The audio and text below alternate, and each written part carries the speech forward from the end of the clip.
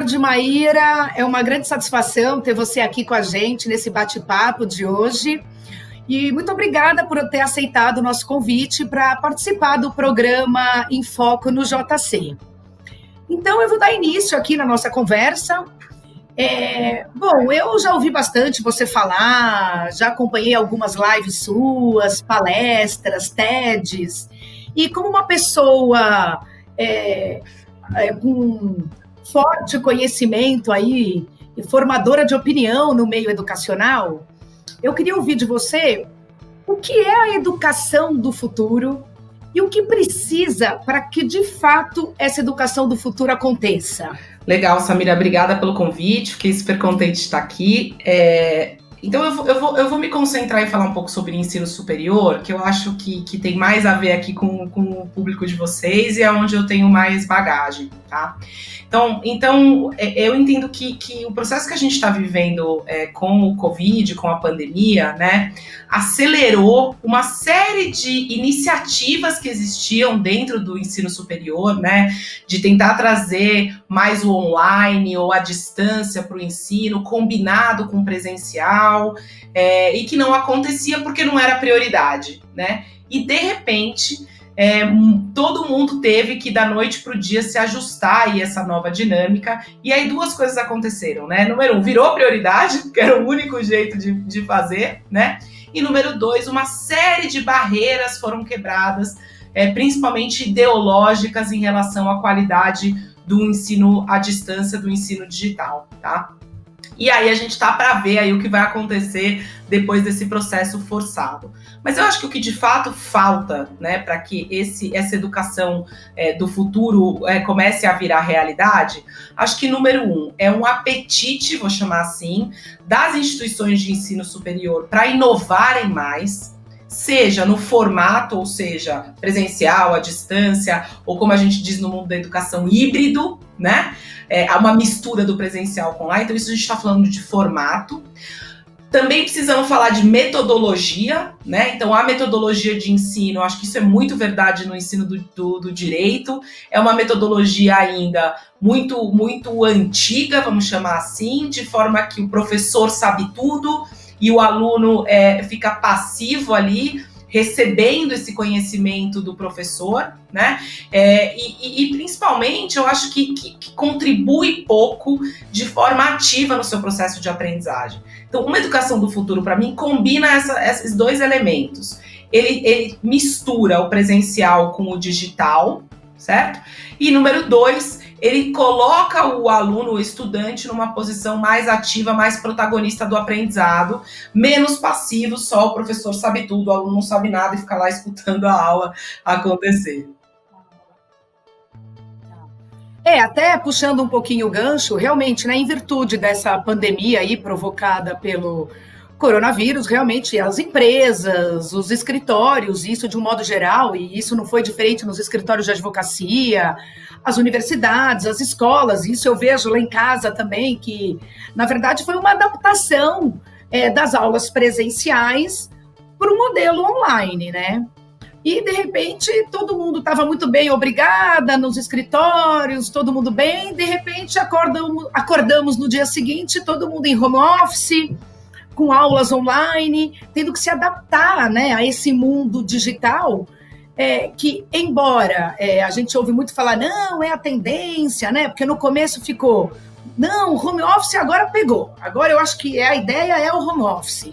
E aí eu acho que no decorrer deste período aí de pandemia, algumas empresas falavam, não, eu não volto mais. Hoje eu já ouço falar, não, talvez a gente volte 2, 3 vezes por semana.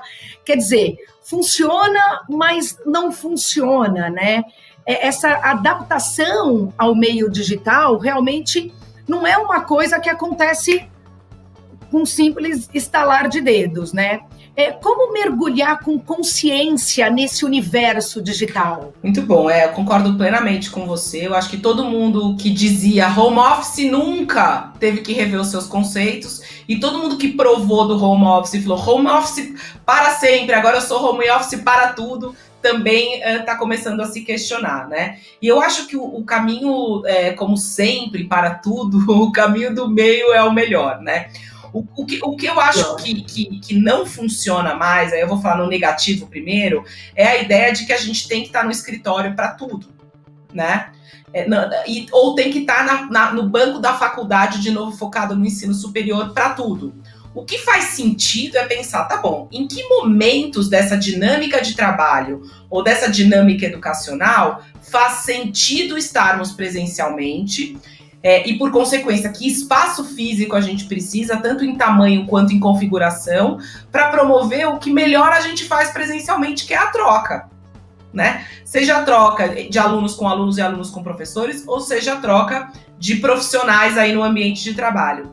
E o que faz sentido, e pode ser sim, e porque é melhor feito em casa ou remotamente, né? Então não faz sentido eu ir para o escritório para ficar o dia inteiro trabalhando sentada na minha mesa sem interagir com ninguém. Então se eu faço um trabalho que precisa de foco, se eu estou numa atividade que eu preciso me concentrar, talvez estar em home office pode dar certo, né? Pode ser até mais produtivo, melhor. Então, é meio óbvio isso, mas não é, né? Porque essa organização do parte em casa, parte presencial, demanda colocar muito a cabeça para pensar, até para que faça-se o uso produtivo do espaço físico, que a gente que está em uma grande cidade como São Paulo, sabe o quanto é caro, né?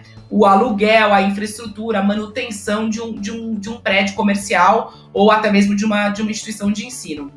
Então, eu acho que esse movimento veio para a gente botar mais inteligência mesmo e pensar aonde faz sentido, aonde não faz, para que faz sentido e para que não faz sentido estar presencialmente. Eu acredito que o mundo do trabalho e o mundo do ensino vai caminhar para botar essa inteligência para funcionar e achar um formato híbrido, né?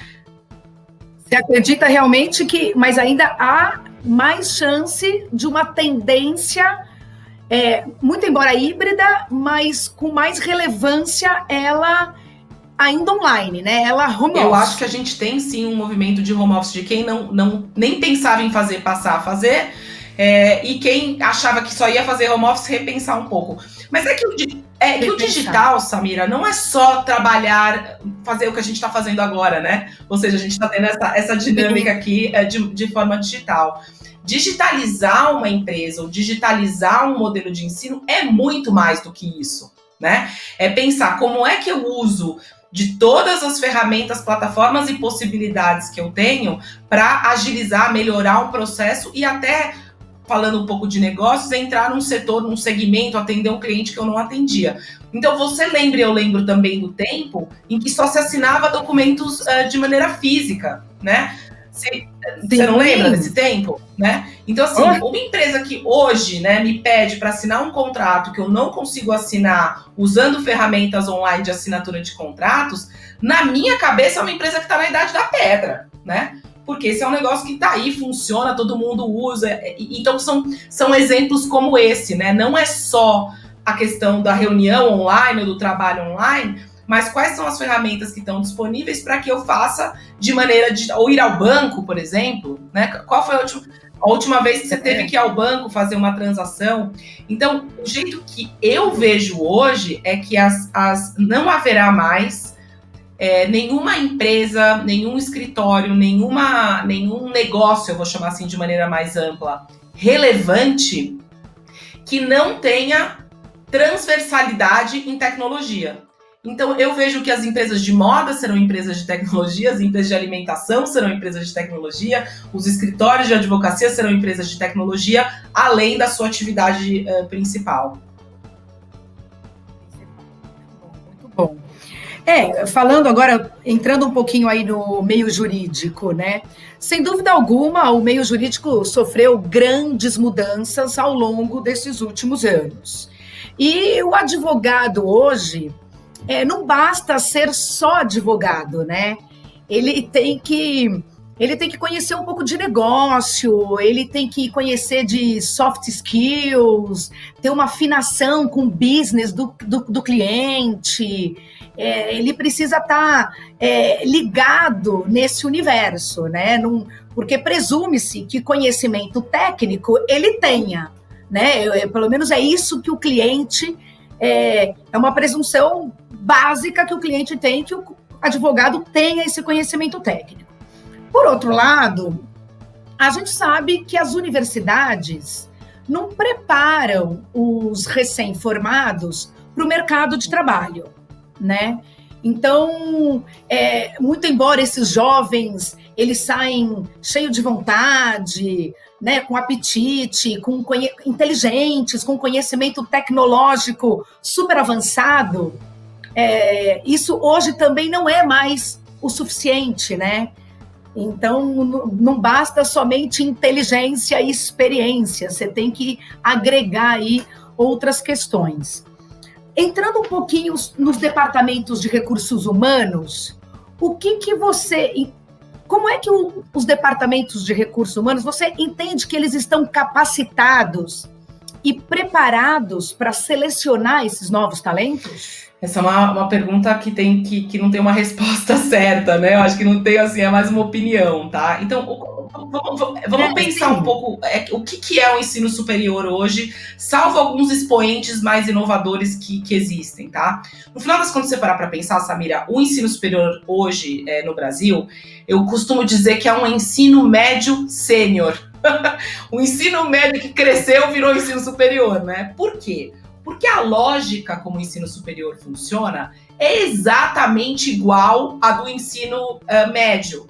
Enquanto que, na prática, deveria refletir um pouco mais da lógica do mundo do trabalho, porque é para esse universo que ela está preparando, ou deveria estar, tá? Então, pensa comigo. Hoje, se você é um aluno de ensino superior, se você aparecer 75% do tempo, tirar a média, né?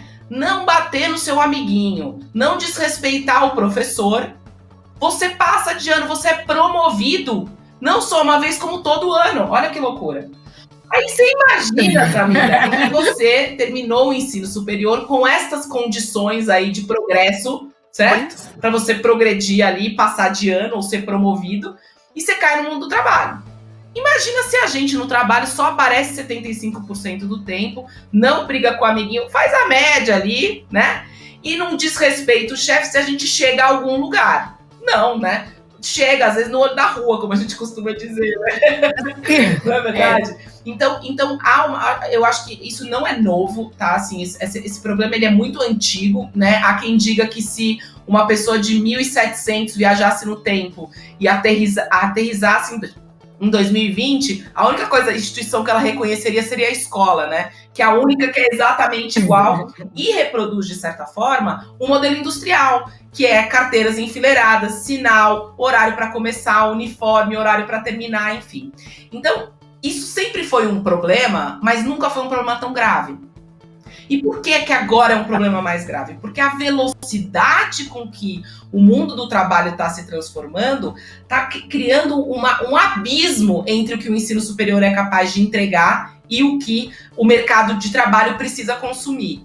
Então, a resposta simples é não, né? Acho que ninguém sabe direito o que fazer com esses jovens que saem com um diploma na mão e, ao mesmo tempo, sabem um monte de coisas, mas eles não sabem a coisa mais importante, que é trabalhar, né?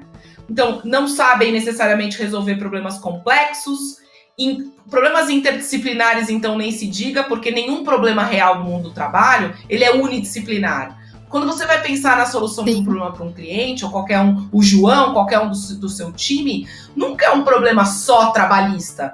Ele, às vezes, é um problema trabalhista que espinga no societário, que tem uma conversa com a parte de negócio, de recursos humanos do cliente. Então falta, principalmente, na minha visão, duas coisas. Primeiro, esse olhar multidisciplinar. Porque na faculdade, se você passa a disciplina, acabou, né? Sei tudo direito constitucional. Pô, passei isso aqui, mas eu não consigo entender como isso se correlaciona com o direito civil, com o tributário e por aí vai. Então interdisciplinar. E, na verdade, todas essas disciplinas estão altamente interligadas, né? Não tem como uma... Foi o que você... perfeita, assim, foi super assertiva. Elas realmente são muito interligadas, então não tem como você simplesmente focar só naquele problema e achar que tudo aquilo que você viu para trás, aquela doutrina, vai resolver aquele problema. E é o que acontece nas universidades, nas faculdades, né? O professor te passa a matéria, você foi lá, estuda, fez a prova, acabou, concluiu, E pronto. Não é assim, né? Isso não te garante. Então, acho que é primeiro interdisciplinaridade, e aí é que os modelos, por exemplo, de ensino por projetos, ou ensinos por estudo de caso, eles são muito mais bem sucedidos do que o ensino tradicional, aula e prova, né? Porque obriga esse pensamento multidisciplinar e interdisciplinar. E o segundo aspecto, que foi o que você mencionou, que é a história das habilidades comportamentais ou soft skills, cada um chama de um jeito. Porque a gente sabe muito bem que quando a gente, no caso, por exemplo, todo advogado tem cliente. Concorda comigo? Todo advogado tem cliente, né? Pode ser um cliente interno, pode ser um cliente externo, mas enfim, ele tem um cliente para atender. E aquele cliente é uma pessoa, né? É uma pessoa que tem suas questões, enfim. Então, eu entendo que construir confiança, por exemplo, com o cliente é algo super importante no papel de um advogado, né? Ter empatia é super importante. Se comunicar com clareza é super importante. Todas essas são coisas extremamente óbvias do exercício do papel do advogado que a faculdade de Direito simplesmente não ensina.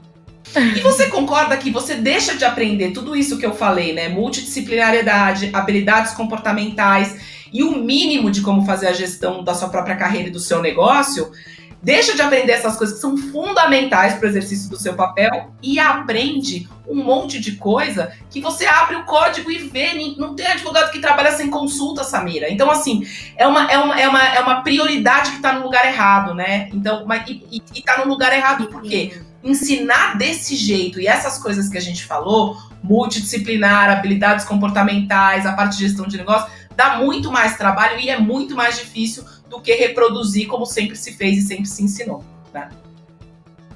Sim. Não, e há ainda assim um grande gap, né, entre o que os líderes esperam desses recém-formados, né, e o que de fato esses recém-contratados têm a oferecer. E, na verdade, não acaba sendo culpa deles, né? Acaba sendo culpa realmente de um trabalho ainda, assim, com respeito, mas ainda não tão bem feito como deveria. Então, eu acho que, assim, a gente... Talvez a tendência é essa, mas eu acho que falta muito ainda, né, Maíra, para as faculdades realmente se adaptarem a novos modelos, né, de ensino, dessa inteligência emocional, né, de ensinar algumas coisas que hoje são prioridades e que talvez no passado não era, né? Então, quer dizer, é uma evolução muito rápida de tudo e que a gente não está acompanhando. Exatamente. E isso não vai andar para trás, né, Samira? Essa distância que a gente está comentando só vai piorar, porque a tecnologia, o que ela faz no final das contas, né? Ela tem acelerado processos de mudança de consumo, mudanças sociais, mudanças culturais, que nenhuma dessas instituições, seja, né, desde o legislativo até o ensino superior, tá conseguindo acompanhar. Então, eu acho que um caso emblemático, assim, né, você pensa, por exemplo, o Uber, né, eu acho que é um bom caso, assim. Você pensa que o Uber, no final das contas, é uma empresa de tecnologia ou ela é uma empresa de transporte? Eu não sei te responder, né? Se ela é uma empresa de tecnologia, tá tudo bem ela não ter nenhum motorista como funcionário, porque ela é uma empresa de tecnologia. Faz sentido. Agora, se ela é entendida como uma empresa de transportes, como é que uma empresa de transportes, a maior rede de transportes, não tem um motorista contratado? Então, começa a surgir cada vez mais área cinza, vamos chamar assim, né, de atuação dos negócios, que ninguém sabe direito dizer o que é. E aí a legislação que não acompanhou torna o trabalho do advogado absolutamente fundamental na interpretação e na criação aí de estratégias para os seus clientes.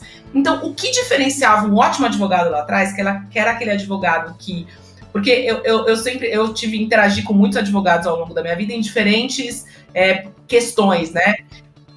Desde estruturar e incorporar uma empresa do zero, até vender uma companhia gigantesca num processo de M&A de 2 bilhões de reais, também interagir com advogados em coisas mais simples, contratos de contratação de pessoas, enfim.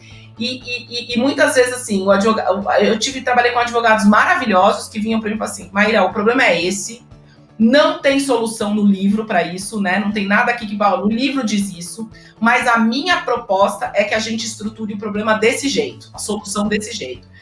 Eu achava esse tipo de advogado espetacular. Na contrapartida, que advogado que eu tenho muita dificuldade de trabalhar. Aquele que vem para mim me traz todos os riscos e problemas e não me traz nenhuma solução, que quer fazer a coisa só se ele tivesse preto no branco. É que preto no branco parece que é antiético, não é disso que eu tô falando. Eu tô falando de dentro do limite da ética, que eu sou a maior fã e entusiasta da gente fazer as coisas, obviamente, dentro da lei e da ética, me propor soluções. Então, isso diferenciava um advogado lá atrás. Hoje não mais, assim. Aparece um advogado para mim com uma lista de riscos e problemas, eu nunca mais trabalho com esse advogado. Isso aí eu já sei, né? Para você me dizer tudo isso... Eu te contratei para você me dar a solução, não para você me trazer mais problemas. Exato, para você me contar os problemas que eu já sei que eu tenho, né? Eu tenho um amigo que fala que assim, viver no Brasil é correr risco como empresário, né? Mesmo que você faça tudo certo, vai dar alguma coisa errada. Então, você precisa desse tipo de ajuda. E eu acho que e isso passa justamente pelo que a gente falou. Entender o problema do negócio do cliente, ter as competências comportamentais, pensar de maneira multidisciplinar, entender minimamente, né, para onde o mundo está indo, quais são as tendências, que são todas competências que o ensino não oferece.